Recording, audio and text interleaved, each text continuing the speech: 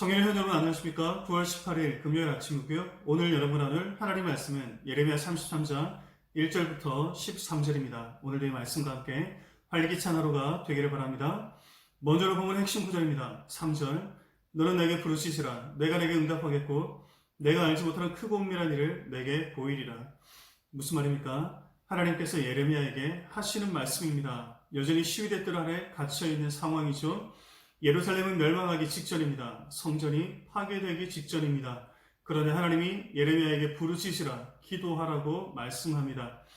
그렇다면 이때 예레미야는 무엇을 위해 기도했을까요? 여러분이라면 무엇을 위해 기도할까요? 당연히 예루살렘을 보호해달라, 성전을 보존해달라, 바벨론으로부터 이 민족을 지켜달라, 나를 이 감옥에서 건져달라는 기도가 아니겠습니까? 급박한 상황 가운데 우리는 본능적으로 이런 기도를 드릴 수밖에 없습니다. 그러나 여러분, 오늘 본문의 기도는 그런 기도가 아닙니다. 하나님이 원하시는 기도는 그런 기도가 아니라는 것입니다. 그렇다면 하나님이 원하시는 기도, 오늘 본문에 예레미야가 기도했던 기도의 내용은 무엇이었을까요? 무엇을 위해 부르짖었을까요? 이것은 이 기도를 요청하고 하나님이 어떻게 응답하시는지를 보면 알 수 있습니다. 다음은 하나님의 응답입니다. 7절 내가 유다의 포로와 이스라엘의 포로를 돌아오게 하여, 포로에서 돌아오게 한다는 것입니다. 이 말은 지금은 포로로 끌려간다는 것입니다.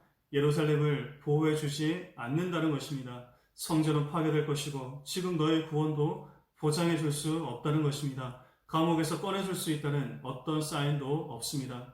단지 이 고통이 끝이 아니라 그 후를 말씀하십니다. 단지 이 심판이 끝이 아니라 회복을 약속하십니다. 단지 포로 생활이 끝이 아니라 귀환을 말씀하십니다. 지금은 비록 고통스럽지만 미래를 보고 낙심하지 말라는 것입니다. 비록 지금은 잘 보이지 않지만 이 고통의 끝에 회복이 있을 것이니 소망을 가지라는 것입니다. 여러분, 이 말씀은 우리의 기도가 어떠해야 되는지를 생각하게 합니다. 하나님은 때로 내가 원하는 방식과 다르게 응답할 수 있다는 것입니다. 나는 눈에 보이는 문제 해결을 구하지만 하나님은 문제 너머에 있는 회복의 미래를 약속하십니다. 이를 위해 지금은 그 문제를 해결해 주지 않을 수 있다는 것입니다. 그러므로 여러분, 우리가 기도할 때 단지 문제 해결을 놓고 기도하지 맙시다. 오히려 여전히 우리를 붙잡고 있는 하나님의 섭리를 믿고 낙심하지 않기를 기도합시다. 반드시 회복시키실 것에 대한 믿음을 가지고 현재를 살아갈 용기를 달라고 기도합시다.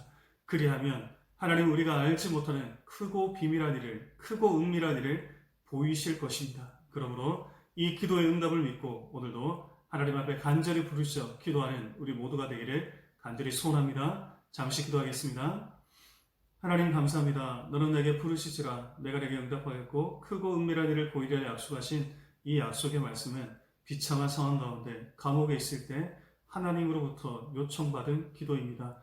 비록 힘들고 어려운 시간이지만 하나님 앞에 기도하고 부르짖어 나갈 때 하나님은 이 고통의 끝에 회복이 있을 것을 약속하셨습니다. 비록 지금은 그가 여전히 갇혀있고 나라는 회복되지 못하지만 이 심판이 끝이 아닌 하나님의 미래를 바라보고 낙심하지 않도록 하나님 우리에게도 이 믿음을 허락하여 주옵소서. 우리에게 처한 이 환경을 보고 문제에만 집중하여 하나님 문제로부터 우리를 벗어나게 해달라고만 기도하지 않도록 도와주시고 이 문제를 이겨낼 용기와 그리고 그 미래에 대한 약속을 바라보며 소망을 가질 수 있도록 우리에게 믿음을 더하여 주옵소서. 예수님 거룩하신 이름으로 간절히 기도합니다. 아멘.